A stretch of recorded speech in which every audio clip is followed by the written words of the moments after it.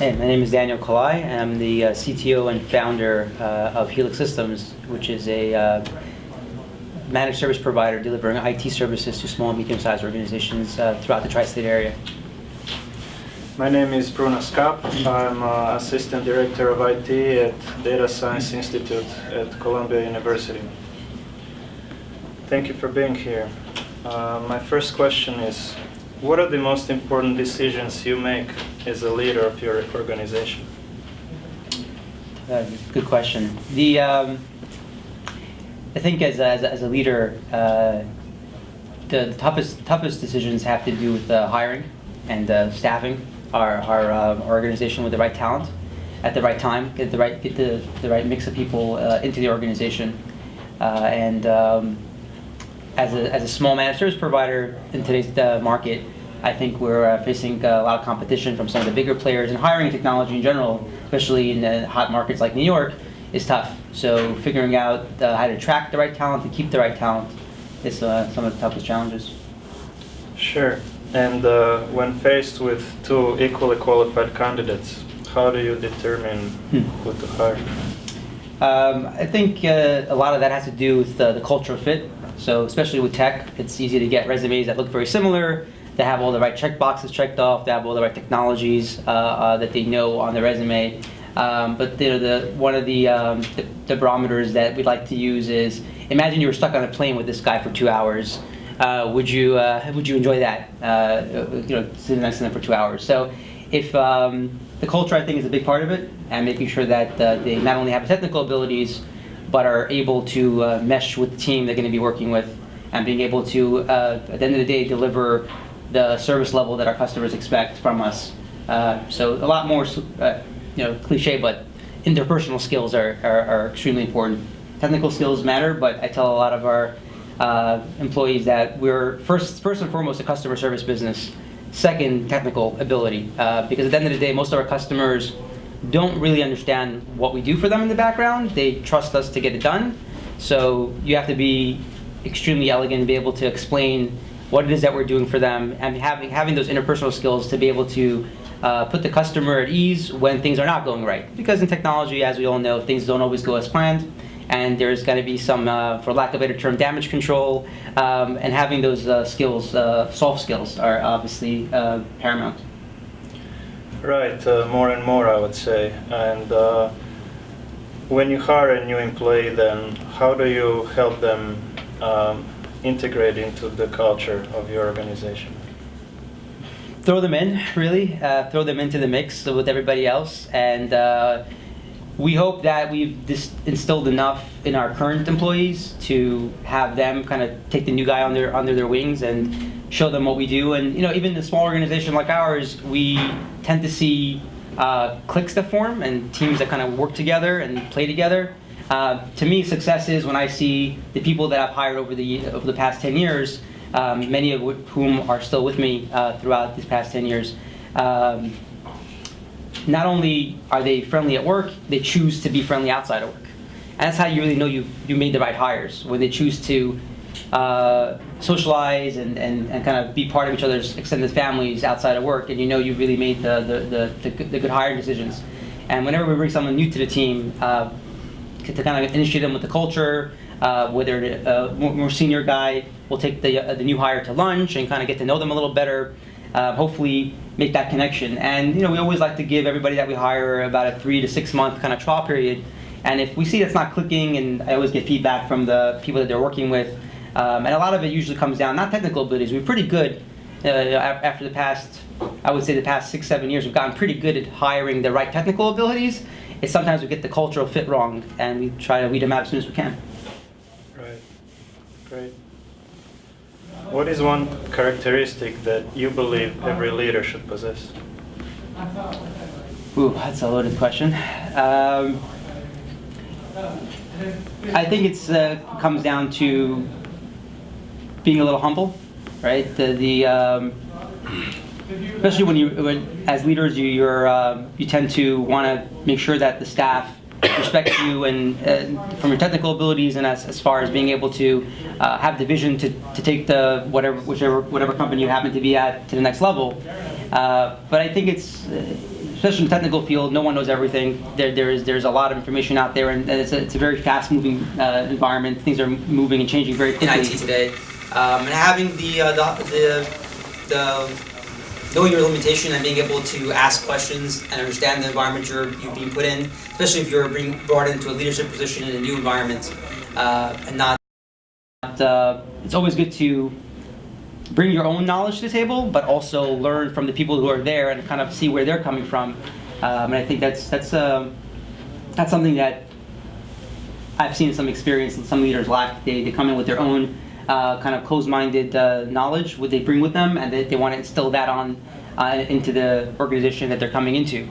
I think it's very important to kind of step back and learn the culture and learn what the current organization wants from you and try to add to that. Right, it seems sometimes leaders come in and they want to start changing things right away instead of maybe taking some time, learning the culture, the ways, the customers, and 100%. Proceeding that way. Yeah. In your experience, how do you think IT can do a better job of making its top management aware of how it's adding value? It's I think that's a very also a very tough question. Unless you're running a technical or technology company, usually IT is not viewed as a profit center. It's a cost center. Unless your business happens to be technology, then it's a different story. But if you're whether it's a medical practice or a manufacturing, I mean, IT is usually not viewed as a profit center.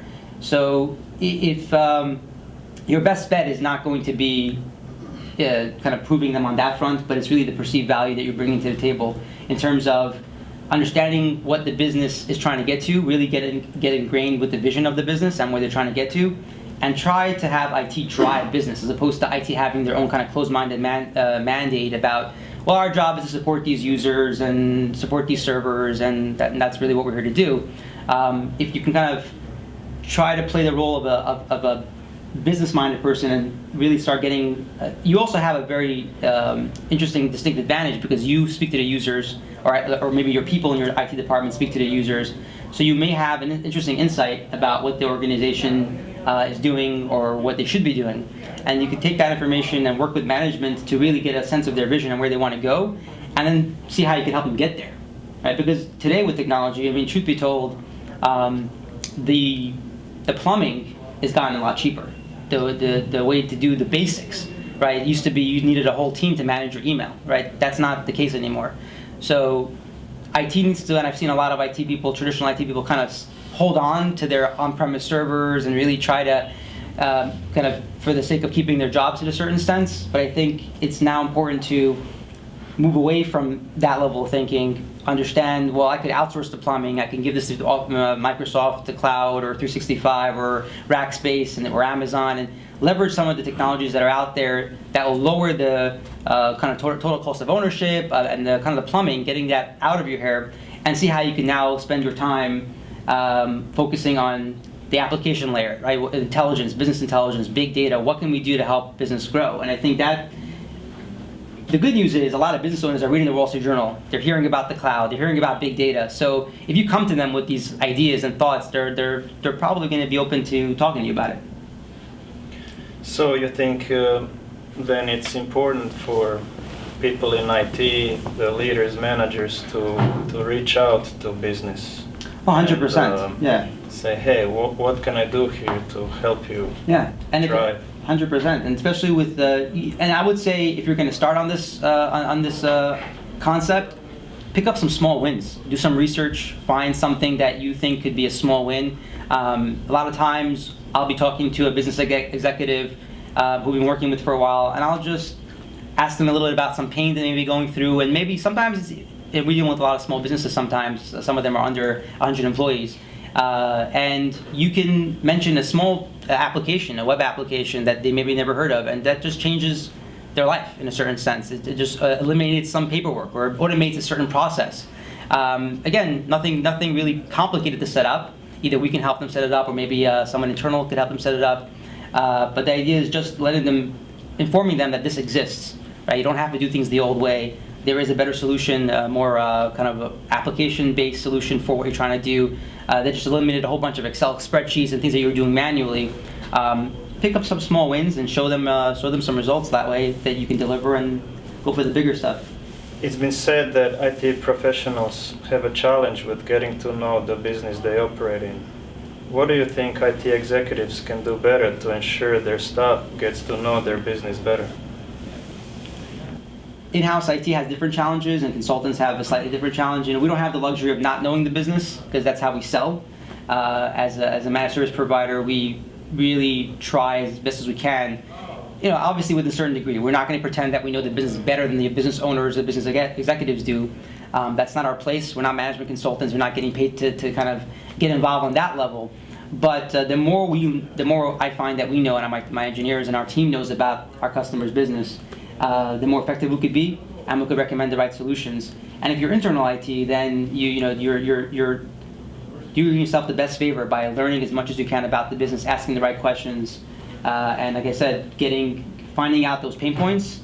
And you'll be surprised in today's day and age, you really do not need to spend a whole lot of money on infrastructure and support to be able to deliver some very impressive solutions.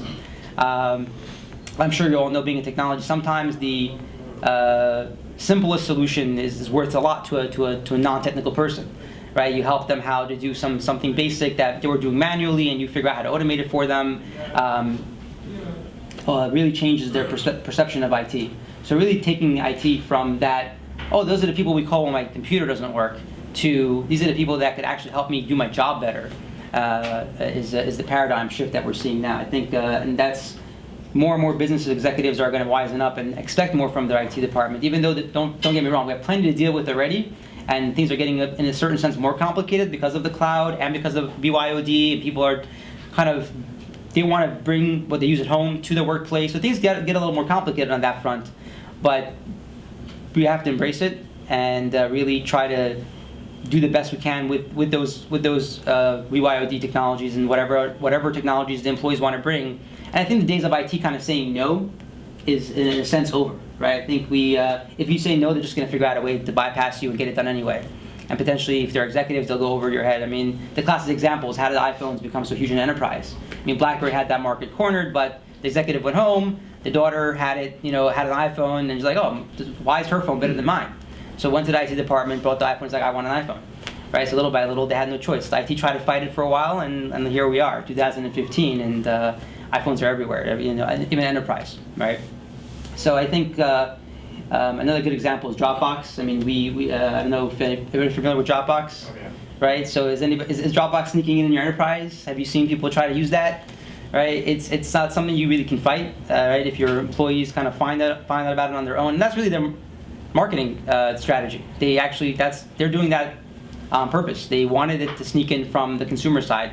Give it away to consumers, let them use it, let them like it, and then they'll bring it to work, and that's how the sale happens for them. What are some of the things that you're doing or implementing to improve the effectiveness of IT services provided to your customers or clients?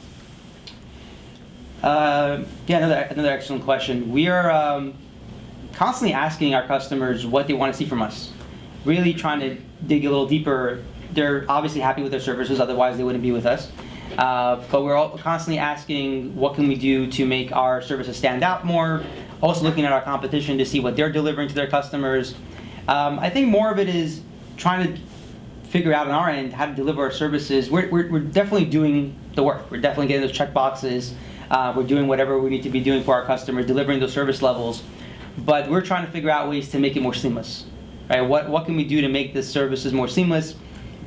Constantly improving our monitoring to a certain sense, where I like to think we're kind of invisible behind the scenes for the most part as far as our day-to-day operations go, so our customers don't have to reach out to us. Things should be working and less reactive, more proactive services. And being able to, the problem is when you do a lot of that proactive work and they don't have to call you and things are kind of working, obviously we're still dealing with the executives on initiatives to push how do we bring technologies to help them grow, which is definitely a part of our business. But the average user in an organization isn't reaching out to us for that. They're reaching out to us for their basic computer and technology usage.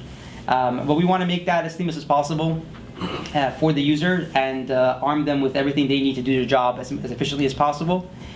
So we're trying to deliver our services as seamlessly as possible, how to make it easier for them to contact us when they need support. We went from, a couple years ago, you had to call us, and now obviously you could email us. Now we have a little icon on their desktop they can just click. All right, so these are little things that try to make us more seamless to them. And one of our customers recently said, you guys are like an extension dial away, right? They just felt that we were, we're just right there, just like you dial your accounting department, you dial us, and they get us, and that's a great compliment, right? So we're trying to make that more and do a little bit more of that, and try to bring as much transparency as we can to the end customer, right? So that's always hard to show value. They know things are working, they see that we're doing our job, but sometimes when a year or two goes by and things are kind of working and they're still writing this big check every month, they do sometimes start wondering, well, do we really need to pay these guys? Everything's kind of working. We have to sometimes remind them that the reason why things are working is because we're doing our job properly. So IT can sometimes be a thankless job. People have said that before. Right? When things are working, no one knows you exist. And when things are not working, all of a sudden they want to have your head. The challenge there is, and what we're working on, and specifically the initiative we're working on now for the past few months, has been trying to provide some tangible data to our customers, some sort of better report. That look at all these amazing things we've done for you, and that's why we deserve this check every month. So really trying to, or deserve our job if you're internal, right? So try to deliver those tangible reports, and we're having conversations with our customers to see what they would like to see in this report. So there's things that, when we first started out this project, I had a whole bunch of ideas that I wanted to throw on this report. After talking to some customers, they're like, don't send this to me. I'm not going to look at this. They're like, yeah, I don't need to see, how many servers you patched and how many workstations you fixed, or they just didn't care. So we're trying to drill in more. So what do you want to see? What business data would interest you that I can share with you? So we kind of toned down the technical aspect of the report, and some of the office managers and executives were kind of interested to see when we broke down how many calls we're getting from their organizations versus how many emails we're getting. What kind of tickets were they getting? Were they more like the user forgot their password, or are they getting a lot more requests for potentially malware removal or things of that nature? So we kind of gave them some pie charts on our reports, and we're still tweaking. It's not perfect, but the idea is really talking to our customers and understanding what they want to see from us. But I think data is going to really save us from potentially being extinct and losing our customers to some other vendor potentially because they don't see the value. Those are great examples, thank you. A little change of direction. Have you implemented cloud-based applications that require information storage and management in the cloud? If yes, how were you able to alleviate your colleagues of the typical fears of lack of security around cloud computing? There's no question that we're a big fan of the cloud. I mentioned it a couple times already. We're embracing the cloud, and most of our customers really trust us to make those decisions for them. Questions of security does come up, and really, I think the big players in the cloud space have done a lot of that homework for us, or have done a lot of that marketing for us. Customers here at Microsoft, we're leveraging these massive providers like Amazon and Microsoft and Rackspace, multi-billion-dollar companies that have way more resources than we do. And I think that's, and there's also a lot of great case studies. That's usually what I find in a lot of industries. When we kind of pitch the cloud, they want to hear have other people in our industry done this. So, it's not difficult to find case studies. You say, yeah, so-and-so law firm or so-and-so financial firm is leveraging these cloud services, and kind of put them at ease that their industry is moving this direction. And that's when things are heading. But really, a lot of that fear has to do with security in general. And in our firm, we're extremely focused on security from day one. It's in our DNA. I have a big security background, and I've tried to instill that in our entire staff. And we're extremely security conscious throughout everything that we do, and that kind of spills over to our customers. And throughout our marketing and through a lot of our communication with our customers, we're always kind of explaining the fact that we're extremely security conscious, and that all the precautions that we take. And we always talk about whenever data is leaving your organizations, you want to enable things like dual-factor authentications and use password managers and single sign-on, whatever technologies you can leverage to secure that data, whether it's sitting in your office or in the cloud. But those conversations definitely come up. Security concerns come up when the data is kind of leaving their office. Sure. If you could see 5 years into the future of technology, what one action would you take as a firm? If I know the future, or if I don't know the future? If, where do you see technology Where I see it going, going? and how will you use that to, manage your firm's direction? Yeah, so technology has a lot of trends. Trends come and go, and I think we've all seen that. Especially over the past 20, 30 years. As a firm, we try not to focus too much on trends, but at the same time, we also like to embrace change. And in IT, you can plan a couple years ahead, but being that we're servicing small, medium-sized organizations, not necessarily large enterprise, IT moves a bit slower there. We don't have some of those luxuries of some of the larger enterprises. We have to move a little quicker. We get calls from customers that are opening up an office in a week, and we have to scramble and get it done. So there's no, sorry, can't help you. It's going to take us, we need a month notice to get that office open for you, and we wouldn't be around for much longer. So we have to be nimble, we have to be quick, and part of that means looking at new technologies always. The trends that we are seeing, obviously cloud, big believers in getting those servers offsite.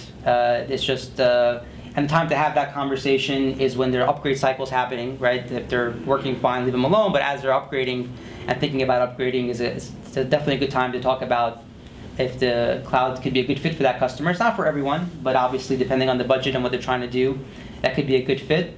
The other thing is the next, the progression that we've seen in terms of moving things to the cloud, it started off with plucking certain things off the network and moving to the cloud. And I think the classic example is email, right? That became an easy one. We call it like a gateway to the cloud. A lot of our customers, that's kind of what we started with a couple years ago, moving their email to a cloud provider, whether it's Google Apps, Office 365.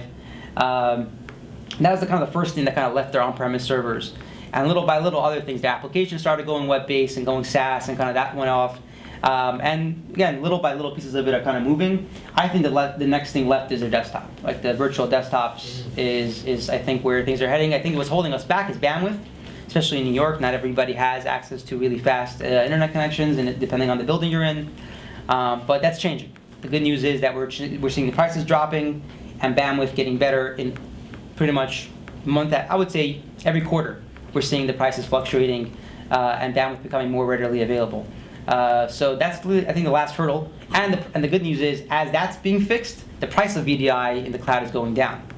So you're kind of having a perfect combination where I think that's going to be the next big push for us, and it's going to help us a lot because the biggest cost of overhead from a managed service standpoint is the desktops. Right, you have to do a lot. They require a lot of attention. They make a lot of noise. People break them. They break. There's hardware. There's an OS. There's a lot of moving parts on a desktop, and it's unfortunate because it's a simple device. It's like it's the most simplest piece of the equation, but it's the thing that the users get the most annoyed with. Right, if they can't work, if their machine is locking up, I mean, they make the biggest noise. So I think, kind of to answer that question on where I think trends are going, I think VDI is our next transition to the cloud. That's the next thing's going to leave the office. But in general, try not to fixate too much about what's going to be, more about kind of 6 months, a year ahead, kind of see what's ahead of us. And really, as a provider, we've always been solution agnostic. We always like to go in, understand what the customer's needs are, and we don't know everything. We do research. We find out what's the best for that customer. And best practices are constantly changing for us. What used to be best practice a year ago is not necessarily best practice today. We adapt, and and that, truth be told, that's what makes this industry very interesting. Right? We're not doing the same thing every single day. We're swapping out solutions. We're swapping out technologies.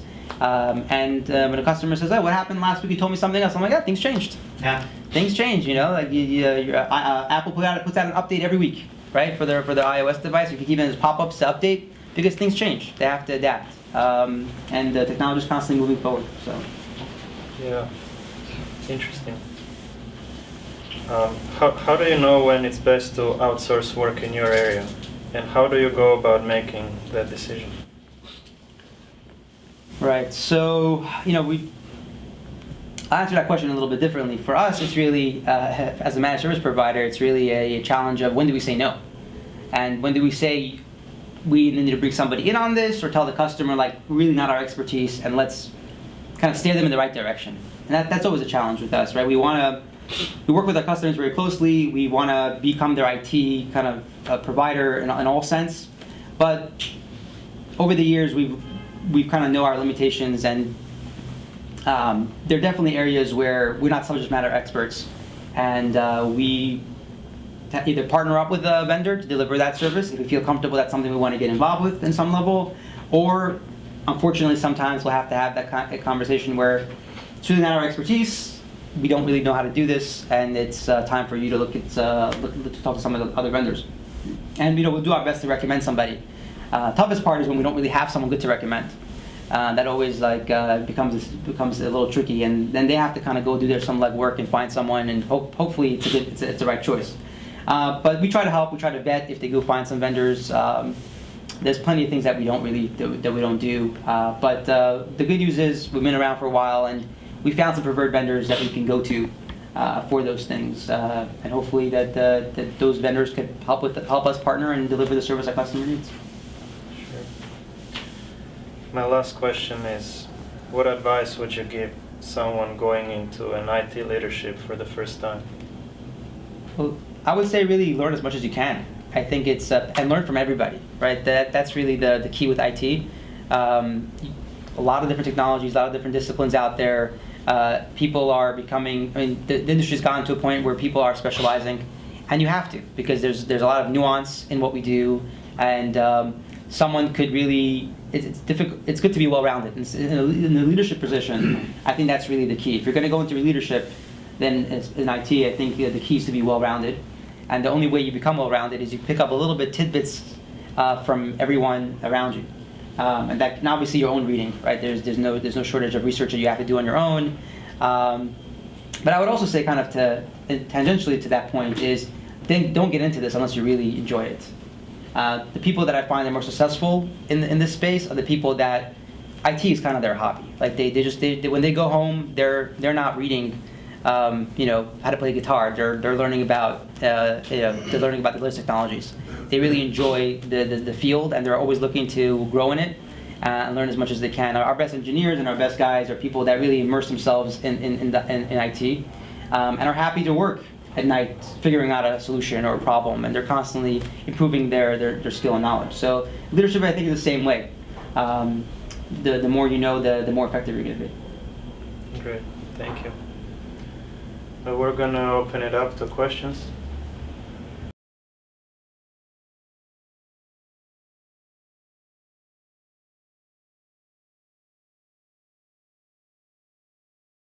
Yeah, so I think we've adapted, right? When that used to be the selling point, right? Selling point used to be, we'll make sure your email works, we'll make sure your file server works, and that used to be the selling point because that was a challenge. Now we talk more about their business. We talk more about the application layer, right? What software do we need to bring in to make you more productive, right? Don't get me wrong, I think there is still a lot of work that IT needs to do to make sure the plumbing works. I think that a lot of providers out there are still not doing a great job at that. They're still doing a lot of things manually, so we push our automation. We are very lean on that front. A lot of the menial tasks are being automated. We're not charging you for it. So yeah, the price point on that stuff has gone lower, right. But other complications have come into the mix, right? The BYOD problem. Sure. People are bringing their own iPhones into work. There's Right. now new malware you have to worry about, like CryptoLocker and things of that nature. So on one hand, things have gotten cheaper, but new challenges have arisen. So you just have to kind of pivot yourself to talk about those new challenges. And at a minimum, kind of keep your price points the same, but really our goal is to raise our price points. Show better value, and honestly, that's where you want to be. You want to be showing. If you show their value, you can really charge more for your services. I think that's where we're trying to head down to.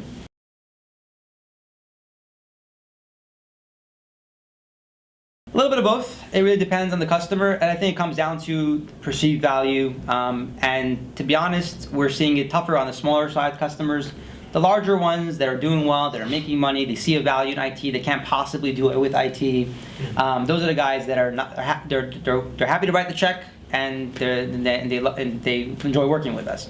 But yeah, smaller customers do sometimes when they hit a rough patch. That's the first thing they want to kind of save money on. But we're a small company ourselves, and we encourage that conversation. And if we have to be clever and pricing the packages a little bit differently. But really our best-selling tools is our team, our engineers, and the fact that we're there more than just, like I said, do the plumbing. It's about understanding the business a bit more and try delivering that the value in terms of helping the business grow. And like I said, a lot of times it's not very complicated stuff. Just showing them the right path, getting them the right app, showing them. We had a customer recently who has a website and no analytics, right? I mean, again, they're dabbling in e-commerce. They're traditional manufacturing. They do a lot of wholesale, but now they want to get into e-commerce, right? So we're not an e-commerce specialist, but we know enough to tell them, listen, this is what you have to do. Here's a platform you may want to choose, and we're helping them consult on that front to kind of get them up and running on e-commerce. And before they met us, they had an e-commerce site and they have no insight. So we did something basic for them, got them Google Analytics set up, and showed them how you can start tracking what's happening, what's not happening. At some point they're going to outgrow our expertise, and we're going to have to find them a partner for that. Sure. But at least we're pushing them in the right direction.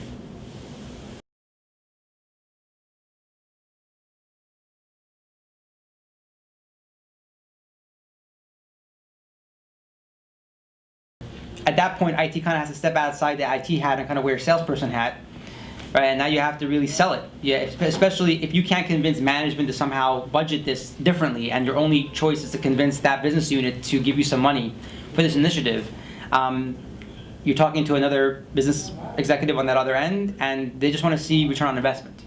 So your best bet is going to be to put some nice presentations together, do the math, and show that return. Show that making this investment and doing this project is going to return something to the bottom line. Now, I would say this with IT a lot of times, it's not so tangible, right? You can't say if you spend the 10 grand here, we're going to be able to return 20 grand or something like that. Sometimes you have to look a little deeper under the hood. It's about productivity. Well, what if we can, your users are spending a lot of frivolous time on this action, and we could automate that process for you, or we can. So maybe you need only 5 people on your team instead of 10 people on your team. Just an extreme example, or maybe those people that you have, keep them, but maybe they could be doing more useful things, and we could automate that task. So it's not direct, but maybe somehow with personnel, you've kind of saved the money on a different side. So it's not always, if I build this thing, I'm going to make you money, but more if you could shave some money here and take that money towards this initiative.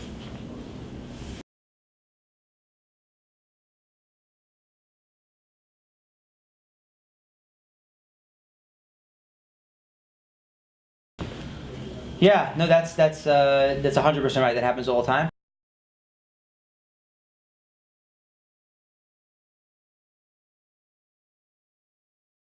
Yeah, and that's so. On that second point, definitely, we're doing a lot of that with internal IT. Again, it's getting that buy-in, and we're seeing more and more management kind of want to get a second look, right? They're kind of like, well, we have a couple of IT guys here, and they're doing their thing, but maybe it's time to get a second opinion. Are things being done the best way possible? So this is management that actually gets it and understands. We're talking to some customers now who were like, one of the biggest issues that we have with our internal staff is we don't have the budget to train them, right? So, which is why they're kind of seeking outside help for certain things. And that's a very valid point, right? They've hired a nice size IT team, a handful of people that have different disciplines, and they're managing, whatever they need to manage. But the management did realize that, and where it kind of what sparked the concern to management was the employees were a little bit not happy, weren't happy. They felt that they were asking questions from IT and asking for solutions, and they weren't getting answers. And that kind of management kind of felt that the reason why that's the case is because they don't have the training. They came in 5-6 years ago, these guys, and they're still at the firm, and they're good guys, and they like the guys that are handling IT, but at the same time, the company's not a technology company. They're manufacturing, they're a law firm, and they're not spending the money on getting these guys trained. So the guys are really on their own in terms of improving their knowledge. We don't have that luxury as a managed service provider. We have to be on top of everything. That's our strategic advantage. When we go to a pitch, our guys are trained. They're constantly reading up. They're going to training classes. So and not to mention, we also kind of get a lot of on-the-job experience because we're handling things on a daily basis. We're an in-house team. We don't only touch once in a while, right? Like classic example, like email migrations. Like we're doing those weekly. In-house team maybe do those once every few years.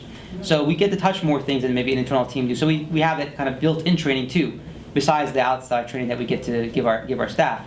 But that's kind of where management kind of raised their hand and said, hey, we need to maybe get a second opinion and either train our guys or maybe do some sort of relationship where we have an internal team dealing with certain things and we outsource other things to kind of mesh the gap in knowledge between what our team knows. And I love that model because no one knows internal systems better than the internal guys that are there on the ground level every single day. They know the end users well, they know the culture well, they know how the partner wants to be talked to, who can you say, I'll be right there to, and who can you say, I'm gonna drop everything and run over to their desk. You know, they know that, right? And my guys and our team is not gonna be as tuned in to the company culture as the on-site team is gonna be. But together, it's a really great combination because we can bring our leverage, our automation, our tools, our expertise, and fill in those knowledge gaps, and then they could do what they have to do. I hope that helps a little bit. Yeah.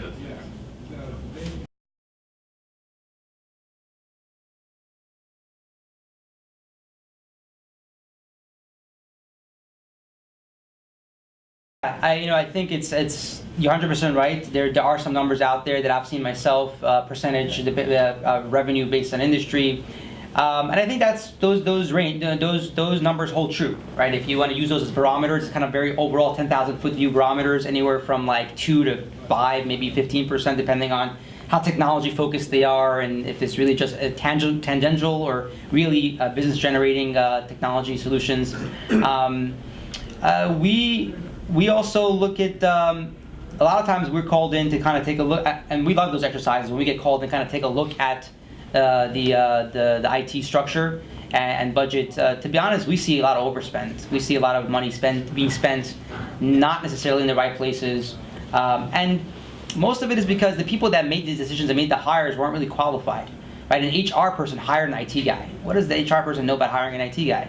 Right? He looked good on the resume and they hired him and they liked him, but not that there's anything wrong with that guy, but maybe he's not suited for the job you've given him, and he's kind of playing. A lot of times in companies, they I feel like in IT, it's the only department that you can have a department of one, right? Department of one guy. Like that's in every department. In legal, you have 4 attorneys. In accounting, you have a whole team. But IT could be one guy, right? Today, that's not the case anymore. It's such a specialized field that one guy's going to be a generalist, and he's going to be out of his out of his element in a lot of scenarios. And companies suffer when they do that. They definitely suffer when they kind of try to shove everything down that guy's throat. And the biggest fear is, the biggest danger is you don't know what you don't know. And that guy is basically working in a vacuum, right? He's working in his knowledge set and he's recommending solutions based on what he knows. So the company isn't exposed to the cost savings that can come about if they knew more or experiment with other technologies. How many of us know a bunch of organizations, maybe your own organization, that are still doing everything physical? Right? They're still using a lot of physical servers because the server guys are a little old school and maybe they're not really exposed to virtualization and they're kind of a little nervous about it, right? So they're kind of keeping everything, and that's a huge cost to the company to do that. So I think it is important to get opinions. I don't think there's like one magic number to answer that question. I think it's important to ask your colleagues, and a lot of our customers tend to do. They ask their colleagues. If you're a small business, you probably know other small business owners that do exactly what you do, from the competition, and they talk between themselves, like how much are you spending, what are you spending, what are you doing, and that's kind of where they're getting a barometer, and we try our best to help them. Another way to do it is to talk to a managed service provider, kind of ask them how much they would charge to manage an infrastructure, right? To see what the outsourcing would cost. That could be an idea to kind of get a barometer, and plenty of managed service providers will love to kind of come and take a look around and give you their 2 cents, Thank you. Great, thank you. This concludes our chat tonight. Oh, okay. Thank you. Thank you.